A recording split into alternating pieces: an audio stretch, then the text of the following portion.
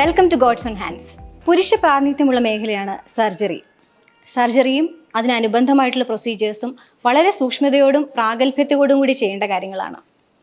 ഇന്ന് God's own ഹാൻഡ്സിൽ നമ്മോടൊപ്പം ചേരുന്നത് സർജറി രംഗത്തെ ഒരു സ്ത്രീ പ്രാതിനിധ്യമാണ്. മൻകുൾ ആസ്റ്റർ ഹോസ്പിറ്റലിലെ general and laparoscopic surgeon doctor Vanesha Varik. ധാരാളം ചികിത്സാ അനുഭവങ്ങളുള്ള ഡോക്ടർ വനേഷയുടെ ഔദ്യോഗിക ജീവിതത്തിലൂടെ നമുക്കൊന്ന് സഞ്ചരിക്കാം. Hi. Hello, doctor. Nice to meet you. Nice to meet you too. So, doctor, welcome to the show. Thank you so much. We will start with your academic and professional Sure. Journey. Right. So, you started like a medical person from India, right? That's right. Yeah. That's right. So, how you started your profession as a medical? Right. Actually, the journey for me started very young. I was around 6 years old. I remember telling my parents I want to be a cardiac surgeon. Okay. Of course, as you grow, things change a bit, but becoming a doctor was always prime. As we grew up, the interest developed more and more. So I did my MBBS and my MS in general surgery from Goa Medical College. Then I went and did my laparoscopic fellowship in Mumbai. Always I was asked one question: you're a female doctor, how come you're not a gynecologist? Yeah, even I want to see a female Right. surgeon. Right. So actually I didn't give it a thought in that sense that, oh, it's rare, so I want to become one. It was never like that. It was just driven by my interest and my passion. Okay. I always wanted to be a surgeon. There was never a question about it. So I tried my best to make that dream come true, and I have never regretted it. Every time I've done a surgery, every time I've seen a patient or made a diagnosis, it has been a very satisfying experience for me. And maybe as a gynecologist, it was not the same for me. Okay. I'm sure there's such great gynecologists all over the world, but for me, this was what I wanted to do. And this is what has made me happy so far, always. Okay, there will be so many pros and cons for you to be in this field, like being a woman especially. True. And also as far as I understood, being a surgeon itself is a risky thing. So how you managed all these challenges in your life? You're right. Actually, it's a male-dominated field. Yeah. There is no doubt about it. Everywhere that I have been, during my MS, the post-graduation, during the fellowship, while I worked in Goa, in Mumbai, or here, it has always been all male surgeons, and I'm the only female surgeon. Initially, yes, there were struggles, there were challenges. It's not easy to gel in that kind of environment, but it's not that hard either. If you have a passion for what you're doing, then that is your driving focus, and that is what keeps you going. So I worked through it, through the troubles and the difficulties, and each time there was something successful in a patient, it would be a reward for me. After coming here, or even in India for that matter, I realized the benefit of being a female surgeon for so many patients. Yeah. I mean, finding a female gynecologist or obstetrician is so easy, but for them to find a surgeon who is female is so difficult. I've seen patients who were suffering with their illness for years just because they were too shy to show a surgeon. They would get Even being a lady, they will prefer to communicate to another lady. Absolutely. Doctor. It's not easy to share your troubles, especially private troubles, to a male doctor. So they would go to a gynecologist, or they would go to a general practitioner who was female, and they would get some treatment, but not the ideal one, because you can't expect somebody whose specialty it is not to be able to make the diagnosis or to help that patient. So they would come to me, and finally they would realize that, it was not such a bad decision, and it was not so difficult, but they were not going to the right person. So yes, it's very satisfying to be able to give that service to so many patients, and especially in this country. When I came here, I realized it's so much even more so, because there are so many people here looking for a female surgeon. Especially Arabic country like this. Yes, ladies. Yes. Mostly they will prefer. Very true. Yeah. And even non-Arabic, even people of all religions, I feel any woman would still prefer a female. But there are some who are able to overcome. If there is no other available option, then they go to a male. But if you ask them, they would still come to a female. There are so many patients who initially, when the hospital started, would come to meet a surgeon not knowing there is a female surgeon. And when they would see that there is one, they would be overjoyed. So yes, that gives me a lot of satisfaction to give that to them. And while doing it, I'm also feeling happy because this is what I love to do. So it's been good. So, from your medical studies, when you came to surgery, Yeah. what was the major things that you faced? You mean like when I started doing my post graduation? Yeah. Lack of sleep, no time to eat, learning to sleep anywhere, anytime, to make the most of the 20 minutes you get. A lot of work, a lot of hard and mental work, but that prepares you. I did my education from a government medical college, so the work is a lot, but the experience is amazing. There were amazing teachers I worked with. I was very fortunate to have people who taught me everything they knew, and they were the experts in their field. So I got handed on that knowledge. I realized that it's not just the surgery which counts.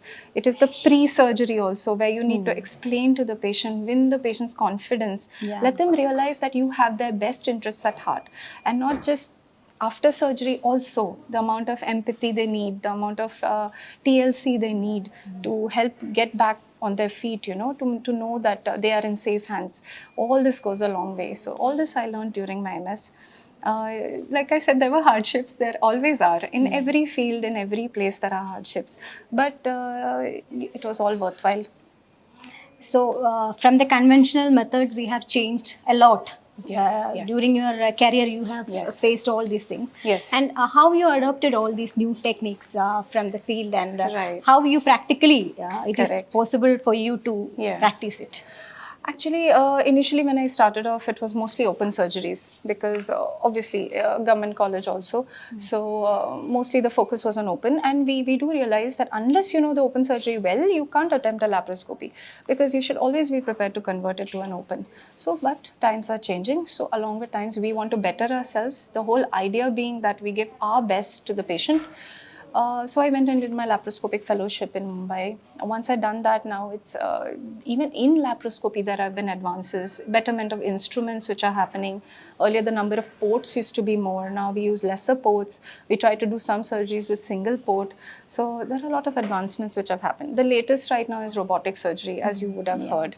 So that is a mind-blowing achievement, because you can give your expertise to whichever part of the world that you want to. You need not travel. If somebody is good on a certain surgery, he can provide that benefit to a patient in a totally different country. So it is really amazing what technology can do these days, and it's so important that we better ourselves. The attitude of old is gold applies to certain things, but not our profession. New is the latest, and new is the best. We have to move with those times. So how we can economically adapt these new techniques? Right, that is a big challenge for most patients. Right, everybody cannot avail the best technology because of financial restrictions. In this country, the beauty is that there is insurance. So everybody has to have an insurance, however basic it may be, and most hospitals provide laparoscopy. So wherever you are covered, you will at least get the laparoscopic benefit.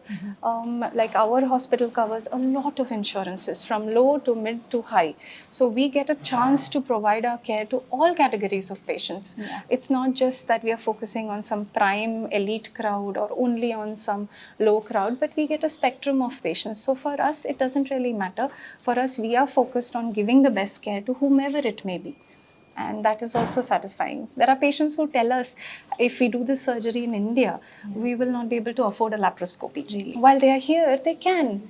So they are able to get back on their feet faster. They are able to get back to work faster, which is why they are here in the first place, to be able to provide for their families back home, So this has been also a really good thing. Okay, so apart from this professional things, when we go to the service line, what are the things you do as service? It's like serving mankind. What are all the activities you? Right. I've always tried my best to get involved in whatever possible in the given restrictions that we have, because of course we have to manage work-life balance as it is. But then whenever there is an opportunity for giving talks, to create awareness, or to take part in camps, we try our best to do it. At least I try, especially when it comes to breast. A lot of people are not aware. We get a lot of cases of breast cancer which are advanced, and we wonder like, why did such educated people not come sooner? It's because even though the awareness is there, somehow their personal lives or their work lives take a precedence over their own health. Most women trying to think that okay, we'll put it aside for later. So the more we talk about this, the more we create awareness amongst patients. It is so important. So we try to do that. During COVID times, we tried our best to help out as much as possible. In spite of our fields, there was no restriction that we will not help because we are in this field and it doesn't apply to COVID. It was nothing like that. That time we really stood together, all specialties, for the benefit of whomever we could. Then free screening and all you're doing. Yes, breast examinations, screenings. There are so many things organized by the hospital which we happily take part in. There is a big foundation called Aster Volunteers, which I am a part of. So we try our best to, wherever possible, go and help out. Yeah, that's really great to hear that. So, what are the challenges as a lady and as a family person you're facing in your life? See, actually, I feel being a female and working at the same time itself is a challenge, right? Yeah. So in every field it is in a every challenge, field yeah. it is. You would have faced it too. So it's not that because I'm a surgeon I faced more or something like that. It helps a lot being from a background which is supportive. So my parents were always supportive. Being brought up, we were never made to feel that, oh, you're a female, so there are certain things you can do or you cannot do, or this is not for you. This was never taught to us. And I encourage every parent to tell their children that you are able to do what you want to do.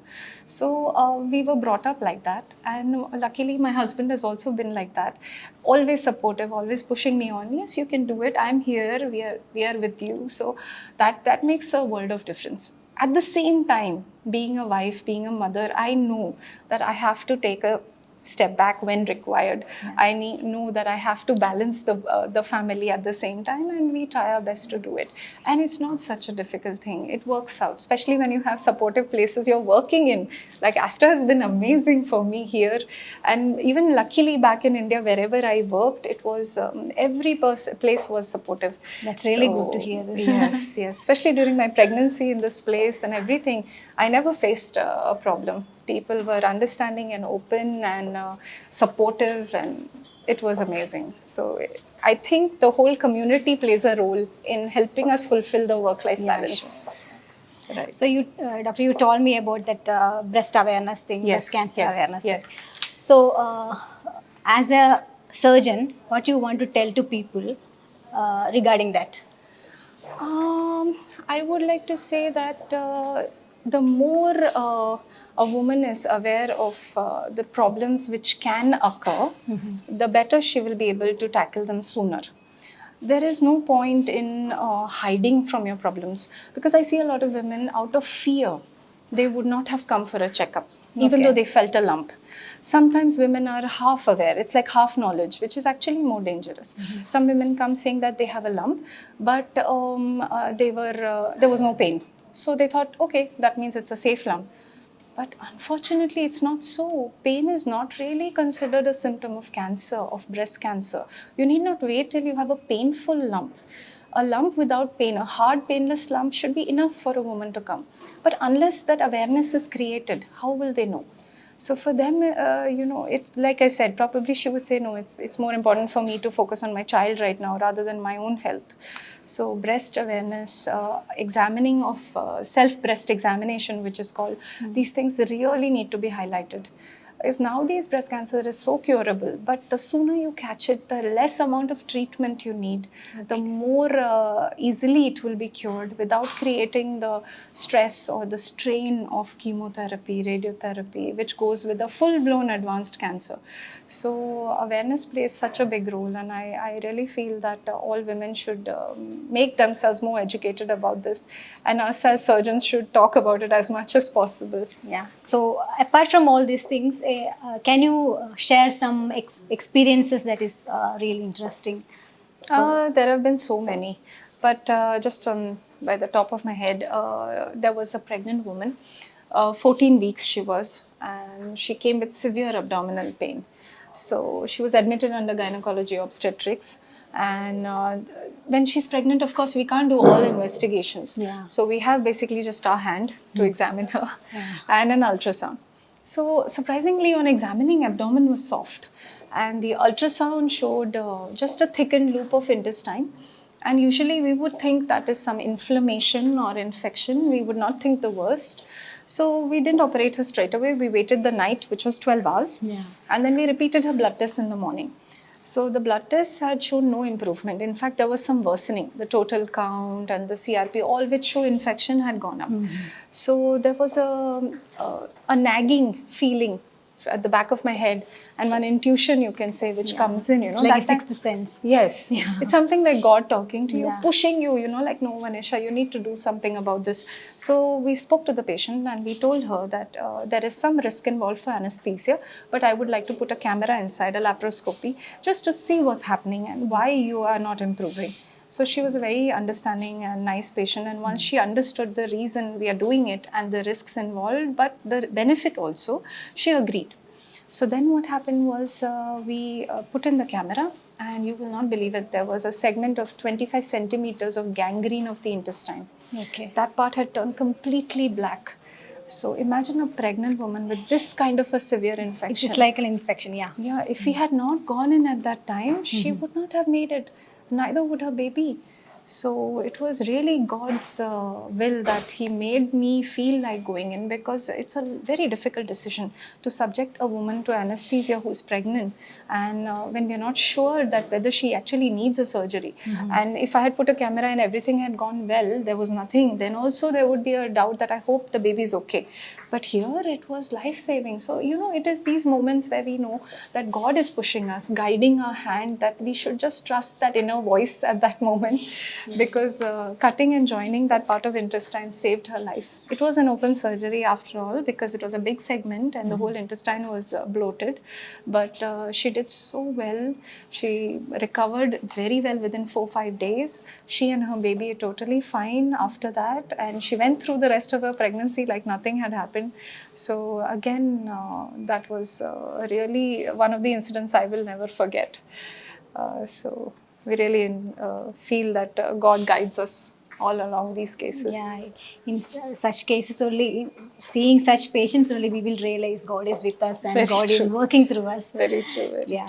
So there will be some patients brought to you who are unconscious or having problems which we don't know the symptoms at all. Yeah. So how do you have any experiences like that in which you proceeded to surgery and Yes. recovered that patient? Yeah, we did have some cases in which the patient was brought in unconscious actually.